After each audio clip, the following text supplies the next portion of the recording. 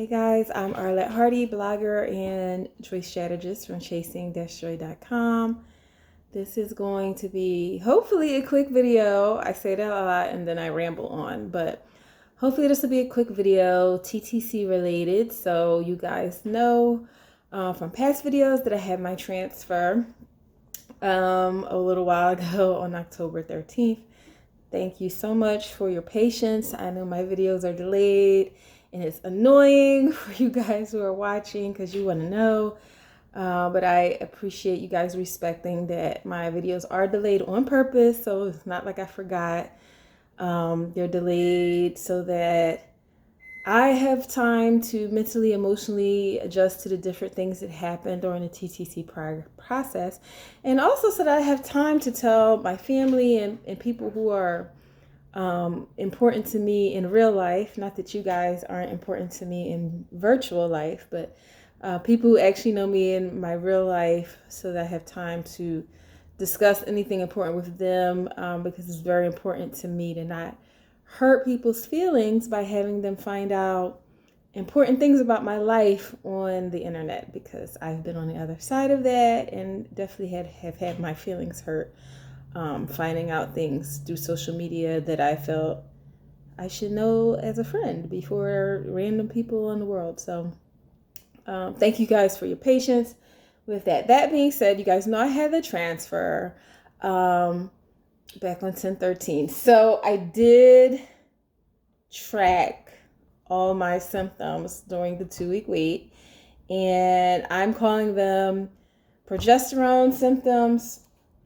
And I only track from days 1 day after transfer to 11 days after transfer, because then after 11 days, my beta shortly after that. So I'm just going to go through. So I'm calling these probably progesterone symptoms, not to indicate whether the transfer was successful or not. But at that early on, even if you are lucky enough to have an early implant and all that, most of your symptoms are coming from progesterone versus the actual HCG produced by the embryo.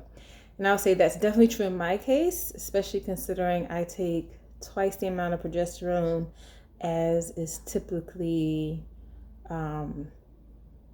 prescribed. I take 2 cc's or 2 ml every night for transfer for progesterone. I'm already reading my notes. So transfer day, that day I just had some slight twinges in the uterus, and that's probably just from it being manipulated and the embryo being put in. 1 day after transfer, I had twinges here and there and some very mild and random cramps. On 2 days post-transfer, I had a slight backache when I was trying to sleep, and then I felt more tired than normal.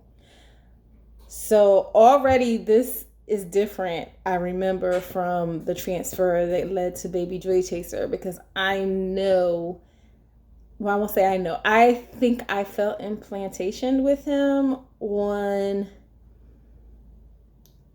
the morning of day 1 post-transfer, because I remember feeling like a sharp kind of pinch that woke me up out of my sleep a little bit, and I did not have anything like that this time. But I did have, like I said, 2 days post-transfer, slight backache when I was trying to sleep, and then I felt a bit more tired. I'm looking at my notes down here. You see me looking down and not at the camera.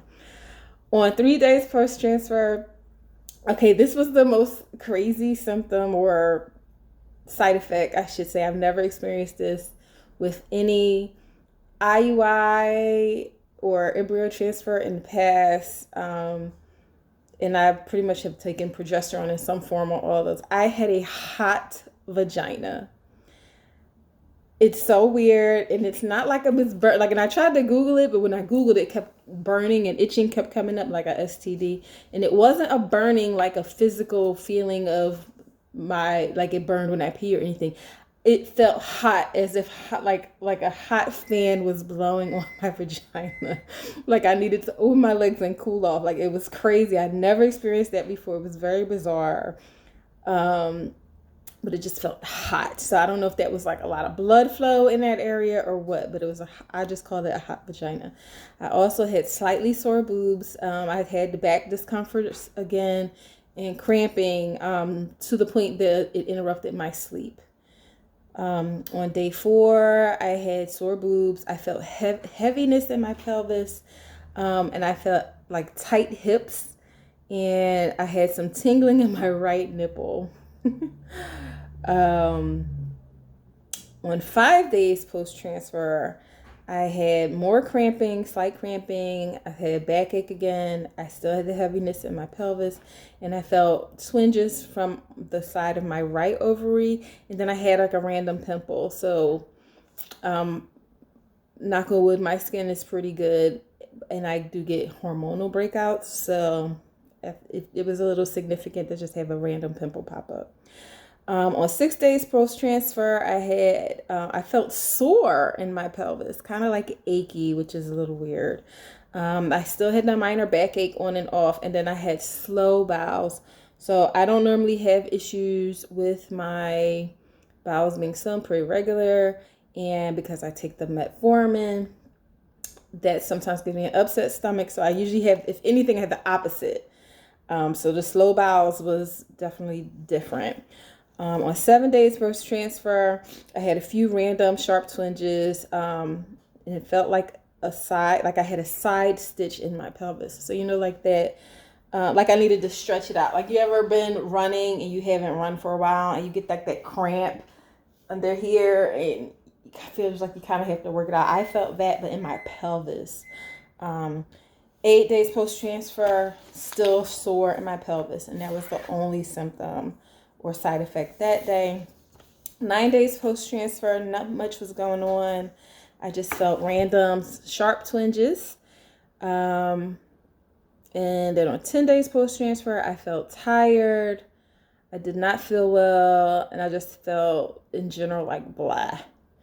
And that was the first day since, you know, before the transfer that I just had a general feeling of blah. 11 days post transfer, I still wasn't feeling very good. I was short-tempered. I didn't sleep well. I had a hard time getting comfortable in bed in the morning. And then that night at around 10 p.m., I had a racing heart incident. So, sorry guys, hold on. I need to check my oven really quick.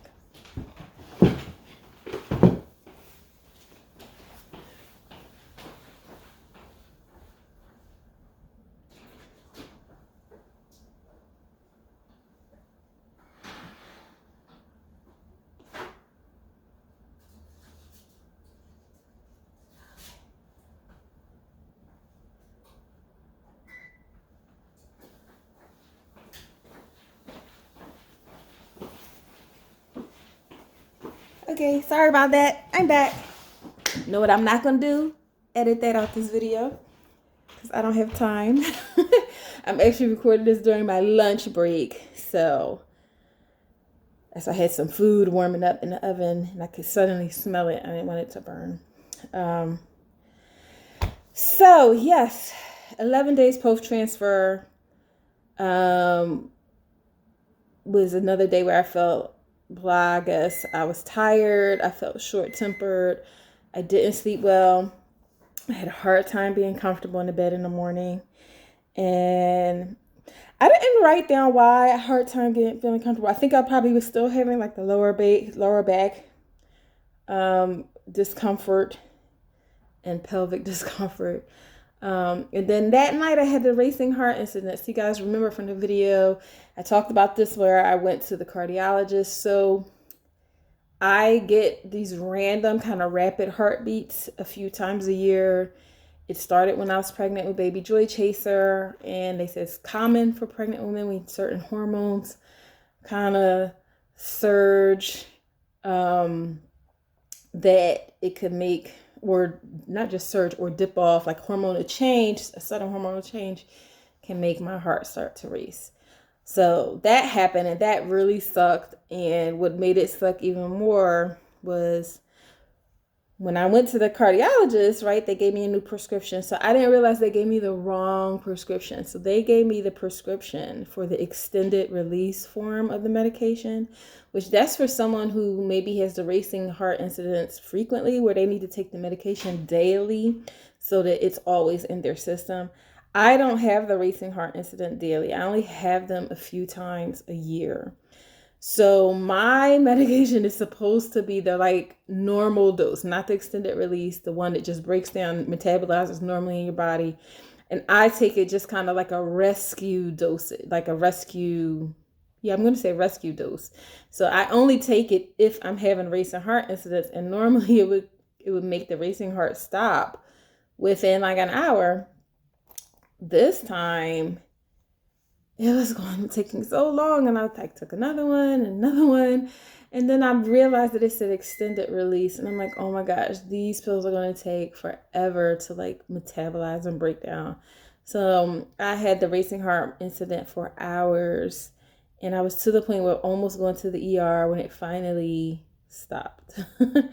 So that sucked. So I feel like 11-day post transfer kind of was a sucky day. And then that was it. And so, I mean, now you know what symptoms I have experienced during the 2-week wait. And we'll know soon enough if these symptoms were straight progesterone, or if there was a little M-baby in there creating havoc as well. So anyway, I don't know if this is helpful or if it's just annoying that it's another video that's not the results.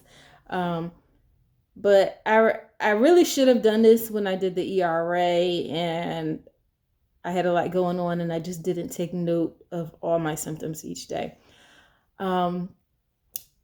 But I think it's important for people to know that like progesterone causes lots of symptoms, and then sometimes you do have a positive, and that can contribute to it.